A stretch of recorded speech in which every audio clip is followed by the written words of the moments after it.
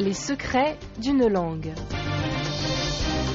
L'expression « après moi le déluge », ce qui veut dire que peu importe les conséquences de ces actes, quelle que soit la catastrophe qu'ils puissent provoquer, qu'on ne porte aucun intérêt à ce qui peut arriver après soi-même, c'est-à-dire, pour être clair, après sa propre disparition.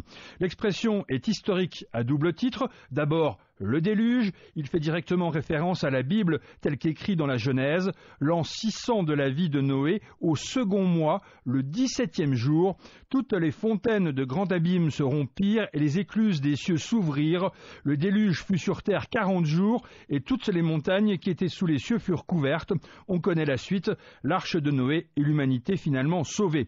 Mais l'expression ne s'arrête pas au déluge, elle ajoute « après moi » et du coup, elle se rapproche considérablement de nous, quelque part vers le milieu du XVIIIe siècle.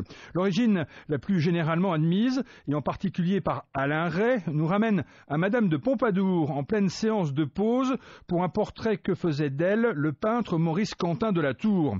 Arrive le roi de France, Louis XV, fort triste puisqu'il vient d'apprendre que Frédéric II de Prusse, malgré une situation militaire désespérée, est parvenu à vaincre la coalition des armées de France et d'Autriche à Rosbach en Saxe. C'est alors, si l'on en croit ce que dira plus tard le peintre de la cour, c'est alors que la Pompadour aurait prononcé cette phrase particulièrement cynique « Il ne faut pas vous affliger, vous risqueriez de tomber malade, après nous, le déluge ».